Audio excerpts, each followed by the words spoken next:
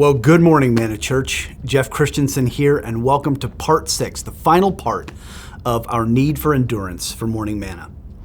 We've been talking this week about the troubles we face.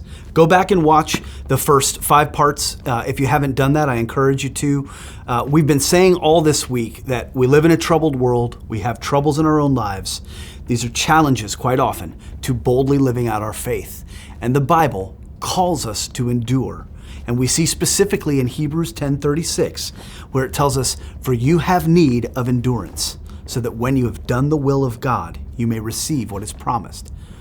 Now, as I've said throughout these morning mannas, verse 36 is part of a larger passage of Scripture. It's chapter 10, verses 32 through 39, which also contains 3 fruits of endurance: joy, compassion, and confidence. And all of these are found in verse 34. Now, over the course of the week, we've covered a lot of ground in this passage. So for our final day, I want to just sum everything up and kind of bring it all to the logical conclusion in regard to this passage. And in doing that, let's look again at this section of Scripture, Hebrews 10:32 through 39. "But recall the former days, when after you were enlightened, you endured a hard struggle with sufferings, sometimes being publicly exposed to reproach and affliction, and sometimes being partners with those so treated. For you had compassion on those in prison, and you joyfully accepted the plundering of your property, since you knew that you yourselves had a better possession and an abiding one. Therefore do not throw away your confidence, which has a great reward. For you have need of endurance, so that when you have done the will of God, you may receive what is promised. For yet a little while, and the coming one will come and will not delay. But my righteous one shall live by faith, and if he shrinks back, my soul has no pleasure in him. But we are not of those who shrink back and are destroyed, but of those who have faith and preserve their souls." So again, we see here the call to endure in verse 36, and we see the fruits of endurance spoken of in verse 34. See, the author of Hebrews was writing to Jewish Christians who were enduring persecution for their faith. They were weary of all the trouble that they had been going through. But he encourages them with the reminder that they've already demonstrated the fruits of endurance. That's what verse 34 is all about, the fruits of endurance. He's telling them, you've already done this. He says in verse 34 right there, you had compassion on those in prison.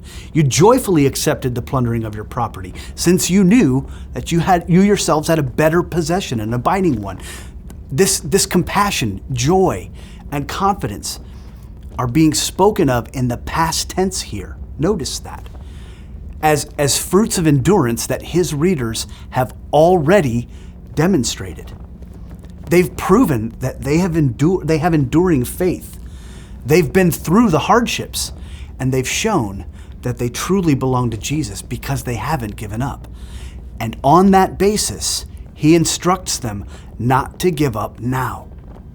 He basically says, you've already demonstrated genuine endurance, so don't give up now. He literally says, for you have need of endurance. In other words, he's saying, keep going.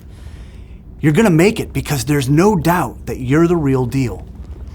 And notice how he closes this out. If we go to verse 39, he says, but we are not of those who shrink back and are destroyed, but of those who have faith and preserve their souls. He's confident in them here. He assures them that the fruit of endurance is evident in their lives. Listen to me, Manna Church.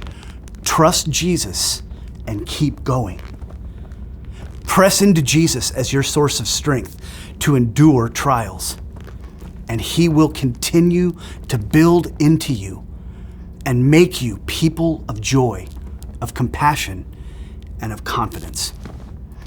It's been good to be with you this week, Manna Church. So come back next week for a new edition of Morning Manna. God bless you.